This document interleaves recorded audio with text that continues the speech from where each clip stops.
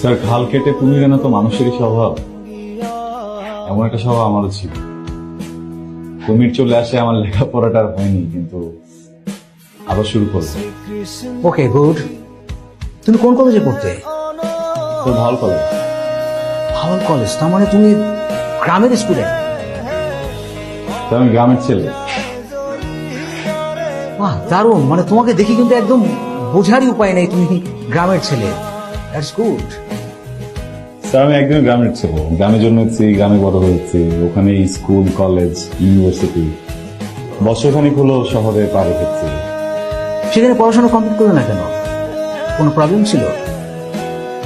ছিল, এখন আর নেই। কতগুলো রিটেক আছে তোমার মাথায় আছে?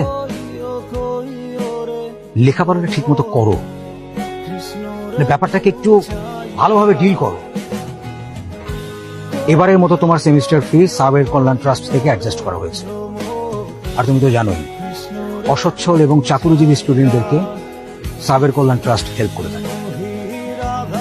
ব্যাপারটা মাথায় রেখো। ওদের হেল্প পাওয়াতেই তুমি কিন্তু তোমার লেখাপড়াটা কন্টিনিউ করতে পারছো। Thank you. তবে এটা কিন্তু তোমার শেষ চান্স। ঠিক মতো লেখাপড়া করো। আসসালাম।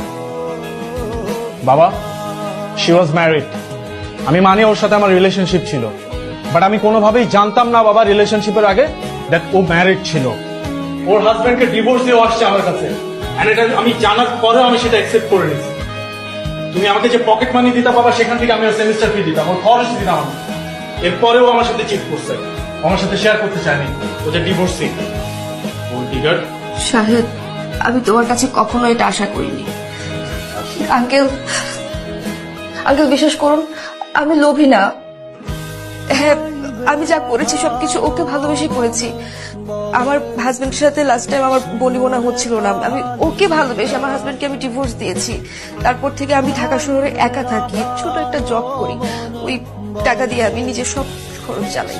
আর ও আবার সেমিস্টার ফি দিয়েছে, হ্যাঁ আমি স্বীকার করি, কিন্তু ওর কাছে আমি টাকার জন্য কখনো আসিনি। ওকে আমি ভালোবাসি আঙ্কেল। ও আমাকে প্রতিশ্রুতি দিয়েছিল ও আমাকে বিয়ে করবে, যার জন্য হচ্ছে আমি, ও আমার সাথে লাস্ট টাইম যোগাযোগ পর্যন্ত করছে না, আমাকে টোটালি অ্যাভয়েড করছে। আমি এটা নিতে পারছি না আঙ্কেল, আমার সাথে এটা অন্যায় হচ্ছে।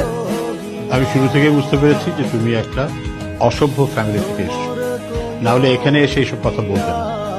আমি এটাও বুঝেছি যে তুমি একটা আনএডুকেটেড ফ্যামিলি থেকে এসেছো। সেকেন্ডলি, তোমার এত বড় সাহস হলো কি করে?